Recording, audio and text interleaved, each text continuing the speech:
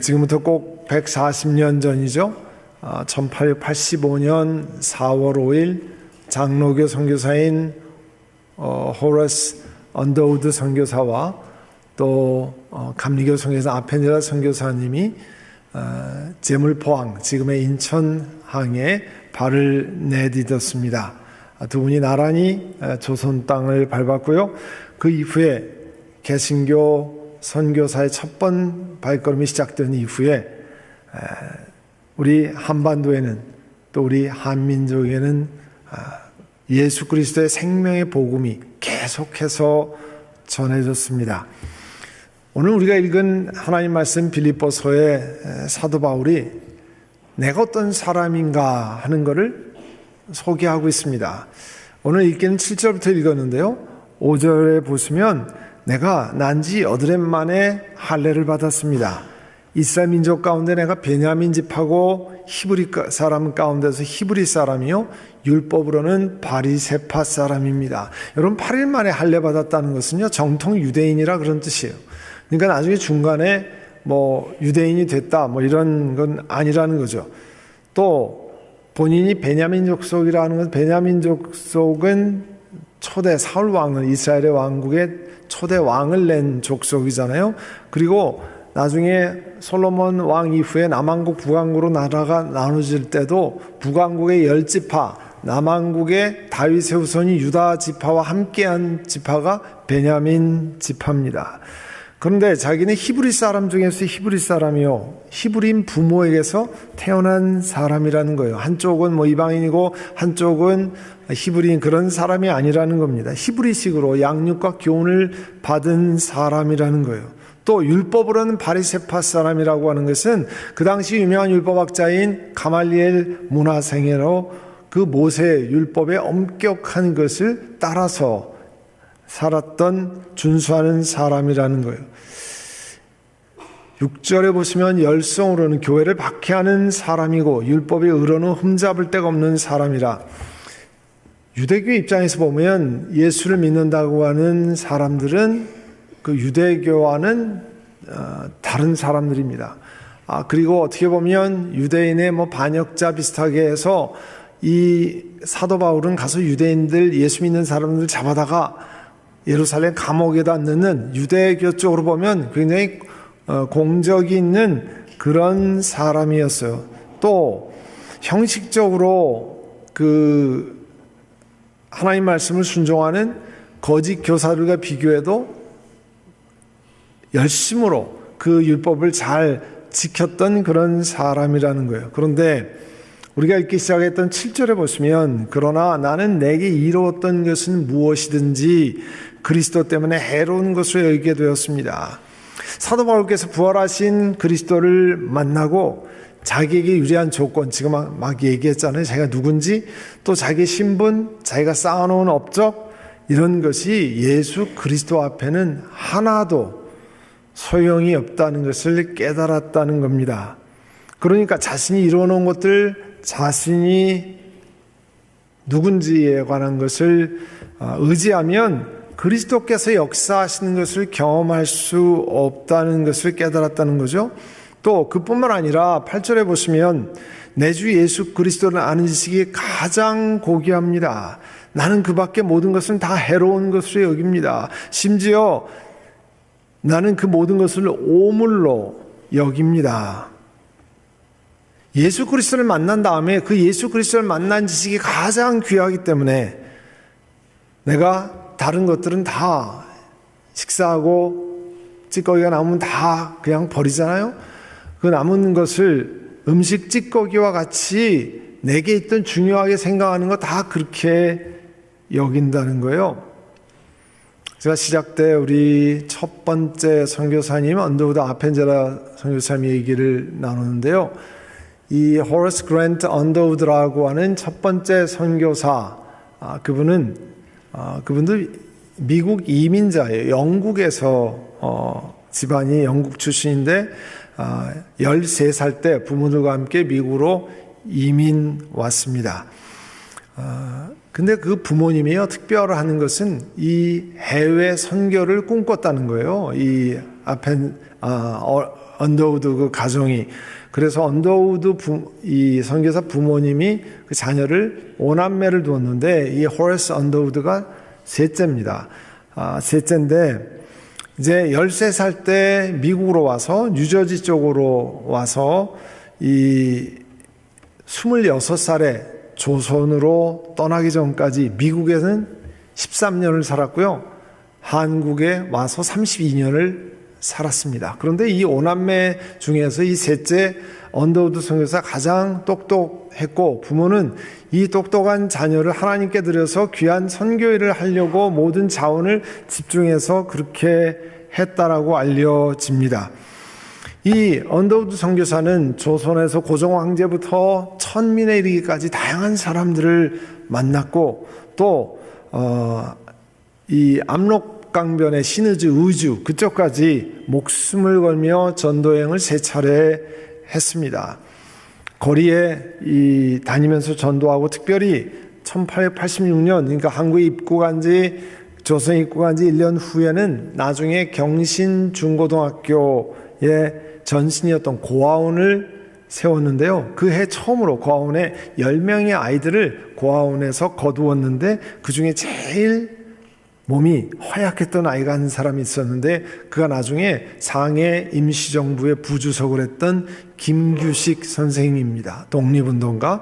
거기에 이제 이 언더우드가 거두었던 고아 가운데 있었던 사람입니다. 이 언더우드 선교사는 성경을 번역하고 또 최초로 영안사전, 한영사전을 편찬하고 또 1887년에는 이제 처음으로 당회가 있는 이 교회 세문안교회를 세웠습니다. 그런데 이 조선에서 선교 사역을 하면서 눈꽃도 새 없이 바쁜 나날을 보내고 있었는데요.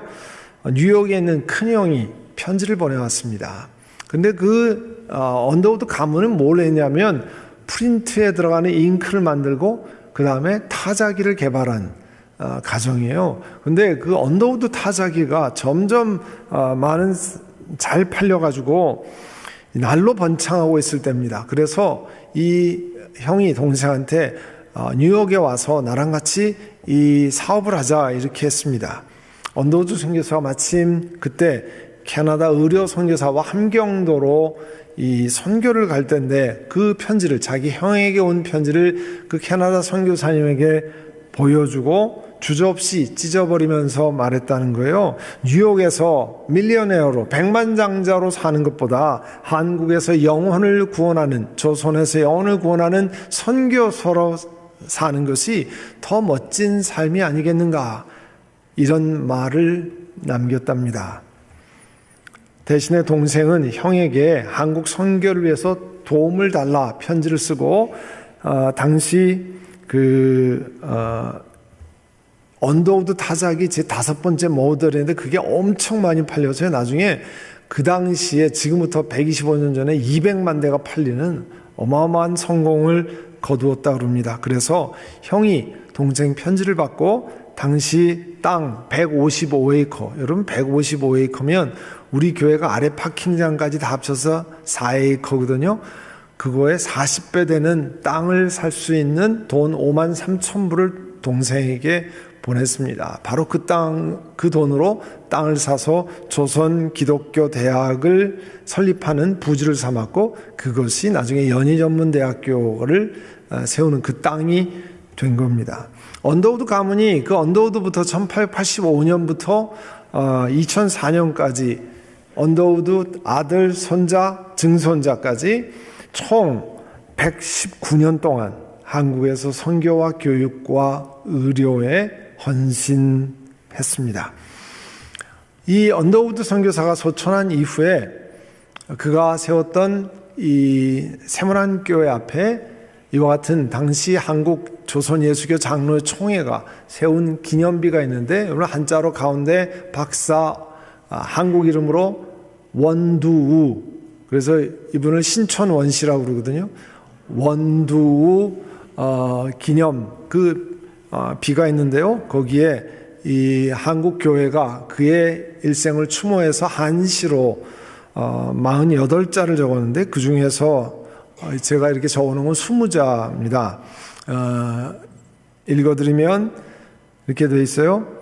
박사설에 대계문명, 설교, 설학, 유신, 국혼, 함칭보라. 박사께 성쪽에서 오셔서 크게 문명을 열어 밝히셨네.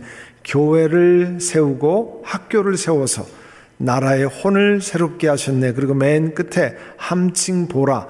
그 바울을 당시 한문으로 보라라고 이렇게 표현했는데 모두가 바울이라 칭송하네. 이런 비가 있습니다. 언더우드 가문에는 특별한 전통이 있었는데요. 그 언더우드 선교사가 한국에 32년 동안 참 수고를 많이 했잖아요. 그래서 그 후손들이 모여가지고 얘기할 때 언더우드 할아버지가 이런 일을 했습니다. 뭐 이런 얘기는 절대 해서는 안 되는 금기어라고 그럽니다. 그러면 어떻게 하냐면 하나님이 하게 하셨습니다. God made it happen.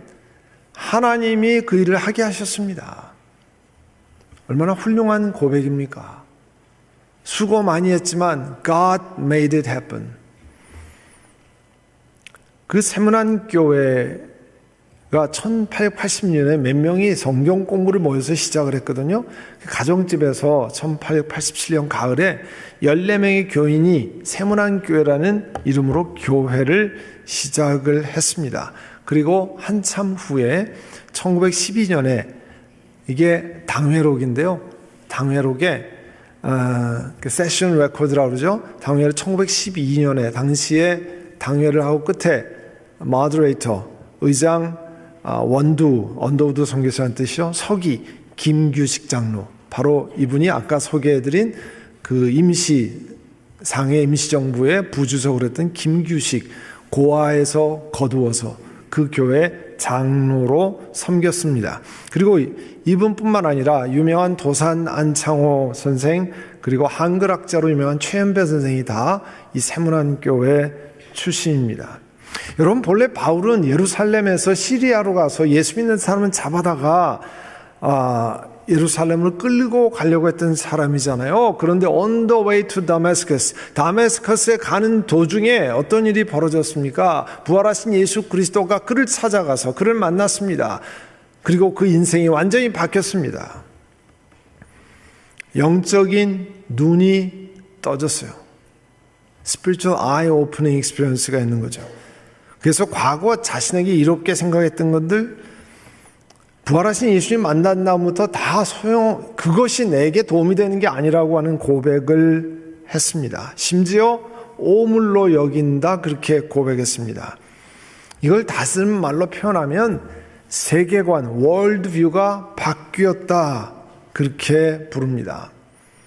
자, 오늘도 우리 그 남가주에는 햇빛이 쨍쨍 비칩니다. 밝은 햇빛 아래서 운전할 때 늘 검은 짙은 선글라스를 사용하잖아요. 그러다가 무심코 차에서 내려서 건물 들어갈 때 이 건물이 이렇게 깜깜해. 검은 선글라스를 켜고 들어가면 불이 하나에 켜도 껌껌해 보입니다. 세계관이라는 게 뭐냐면 그런 내 생각의 틀을 가지고 있다는 거예요. 마치 선글라스를 쓰듯이 내가 세계를 바라보는 눈이 있는 프레임이 세계관이에요. 월드뷰예요.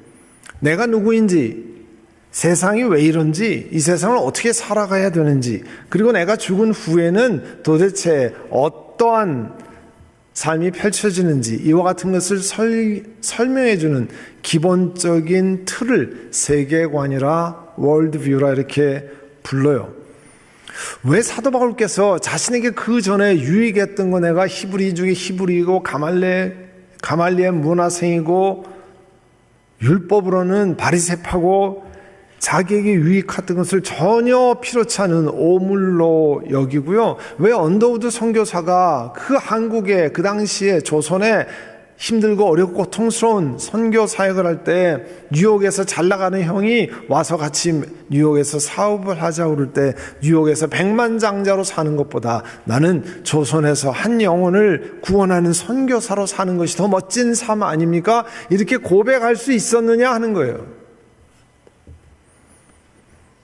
영원한 사망 가운데 우리들을 건지시려고 하나님이 이 땅에 사람으로 오셨습니다. 그리고 온갖 고통과 죽음을 맞으시며 십자가에 달리셨습니다. 그 부활하신 예수 그리스도를 만났기 때문에 사도 바울도 바뀌고요. 그 부활하신 예수님을 만났기 때문에 언더우드 선교사도 그런 고백을 할 수 있는 것 아니에요? 그게 세계관이, 삶을 보는 프레임워크, 틀이 완전히 바뀌었기 때문에 그런 거예요. 자, 세계관이 달라졌다는 게 뭔가, 세계관이 다르다는 게 뭔가 하는 것을 좀 살펴보려고 합니다.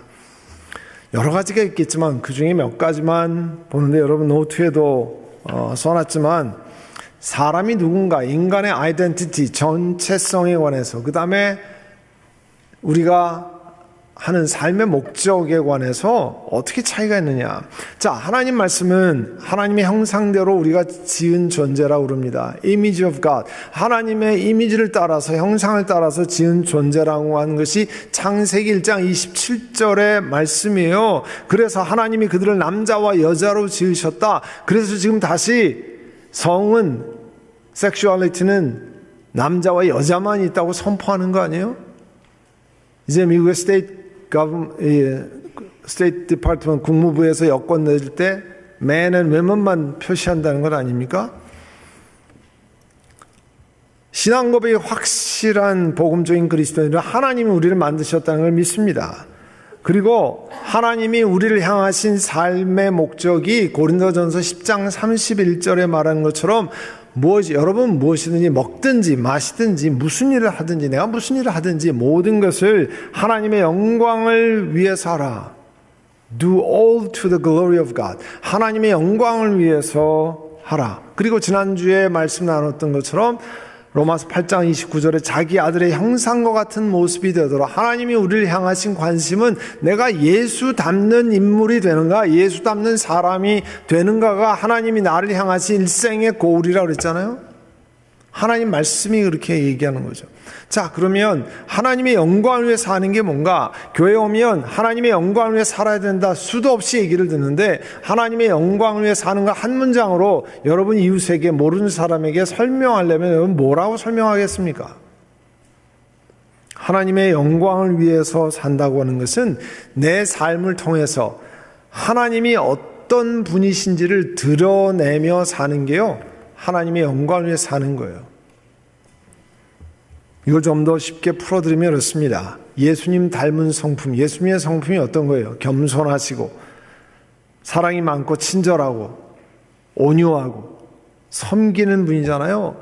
그런 예수님의 성품을 내 생활 속에서, 일터에서, 집안에서, 교회에서 보이는 거예요. 또 내 삶의 태도나 선택을 통해서 하나님이 선하신 분이고 사랑이 많고 의로우신 분이라는 것을 내 삶에서 나타내 보이라는 거예요. 내가 일터에서 일하면서 이거는 내 밥 벌어먹는 곳이고 신앙과 상관없는 것이 아니라, 내가 손님을 맞을 때, 내가 일할 때, 내가 종업원들과 함께 일할 때 예수님이 가지고 있는 성품을 내 삶 속에서 나타낼 수 있느냐? 그게 하나님의 영광을 위해서 사는 거라는 거예요. 또 하나님의 영광을 위해서 사는 것은, 내가 하고 싶은 게 뭘까? 내가 좋아하는 게 뭐냐? 거기에만 포커스. 이 self-centered life가 아니고요. 하나님이 나에게 원하시는 게 뭘까? 하나님이 나에게 원하시는 삶의 디렉션이 뭔가? 이런 것을 먼저 생각하는 삶입니다.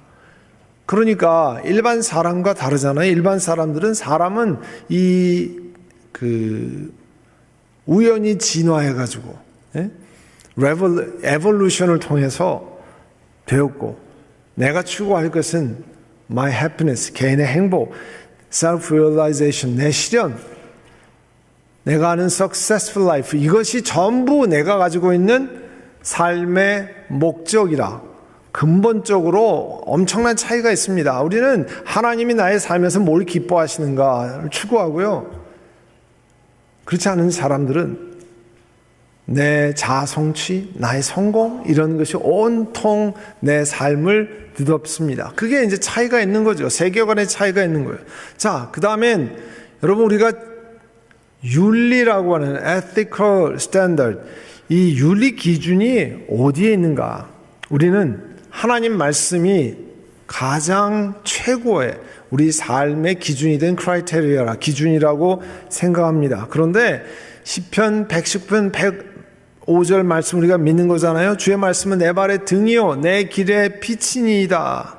그걸 믿기 때문에 하나님 말씀이 내 길을 가르쳐주고 내 길을 비춰준다고 믿습니다. 그러나 일반 사람들은 어때요?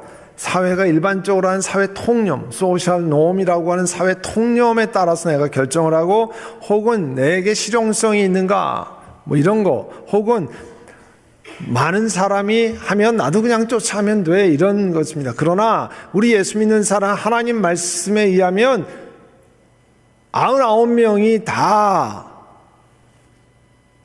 투표로 해서 옳다고 얘기해도 하나님 말씀에 틀렸다고 얘기하면 그 한 사람이 그건 틀렸습니다. 왜냐하면 하나님 말씀이 아니라고 했기 때문에 그렇게 얘기할 수 있는 거잖아요. 그러니까 세계관이 완전히 다른 거죠. 또 우리 고난과 시련이라고 하는 것, 거기에 대해서 어떤 그 안경을 가지고 봅니까? 우리 지난주에도 살펴봤잖아요. 야고보서 1장 2절부터 4절에 보면 형제자매 여러분, 여러 가지 시험에 빠질 때 더할 나위 없는 기쁨으로 생각하십시오. 믿음의 시련이 인내를 낳고 결국 그것이 우리로 하여금 성숙한 사람이 되게 한다. 고난, 힘든 거, 어려움 이런 것들이 우리를 인내 갖게 하고 결국은 성숙한 사람으로 만들어 간다고 하는데, 일반 사람들은 뭐예요? 재수가 없어가지고 이런 일을 만났고 또 운이 나쁘거나 뭐 이렇게 이야기하잖아요. 고난과 어려움을 좋아할 사람은 없지만, 그러나 영원한 나라의 시각을 가진 사람은 어떻게 해요? 하나님이 이것도 합력해서 다 선을 이루는구나. 내가 다 이해가 안 되지만 하나님의 시각으로 이해하기 위해서 하나님 말씀을 신뢰하고 걸어가는 거잖아요. 그래서 오늘 빌립보 3장 10절에 사도 바울께서 그렇게 고백하는 겁니다. 내가 바라는 것은 그리스도를 알고 그분의 부활의 능력을 깨닫고 그분의 고난까지도 동참해서 그분의 죽으심을 내려 본받는 겁니다. 세상 사람들은 이렇게 얘기 안 하죠. 그러면 제일 극명하게 차이가 나는 게 죽음 이후의 세계잖아요. Life after death. 죽음 이후의 생명이 어떻게 되는가. 히브리서 9장 27절에 보면 사람이 한 번 죽는 것은 정해진 일이요 그 뒤에는 심판이 있습니다. 이 말씀을 우리가 믿기 때문에 예수 그리스도를 믿고 이 삶이 끝나면 또 다른 삶이 있습니다. 그 다음엔 영원한 eternal life가 있습니다. 죽음으로 끝나는 것이 아니라 사실 모든 사람에게는 죽음의 judgment, 심판이 있고 eternal life, 영생이 있습니다. 그런데 예수 그리스도를 믿으면 영원한 삶을 삽니다. 그렇기 때문에 이 땅에서 절제하고 이 땅에 주의하고 하나님 기뻐하신 삶을 따라서 사는 거잖아요. 그러나 일반 사람들은 어떻게 생각합니까? 죽어봐야 알지 내가 어떻게 압니까? 아니면 지금은 사람이지만 태어날 때는 내가 황소가 될지 강아지가 될지 모르겠습니다. 이 환생설이라고 하는 걸 이야기하잖아요.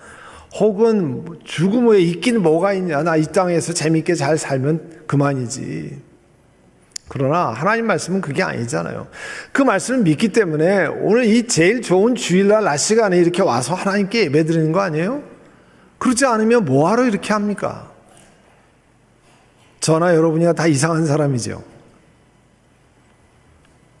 이렇게 우리의 사망의 문제를 해결하시기 위해서, 영원한 eternal death의 문제를 해결하기 위해서 죽으시고 부활하신 예수님을 만나서 인생이 변한 사람의 세계관을 하고 일반 사람들과의 세계관은 판이하게 차이가 있습니다. 생각하는 방법, 어떤 일을 대하는 것, 고난을 대하는 방법, 거기에 관한 생각, 이 땅에서 무엇을 하느냐 완전히 다른 길을 갑니다. 죽음 이후에 대한 준비, 차이가 있을 수밖에 없죠. 사도 바울과 같이 부활하신 예수님을 만난 수많은 헌신된 선교사님들이 조선 반도 한반도에 찾아왔습니다. 1885년부터 1994년까지 한반도에 온 선교사의 숫자는 무려 3,000명이 됩니다.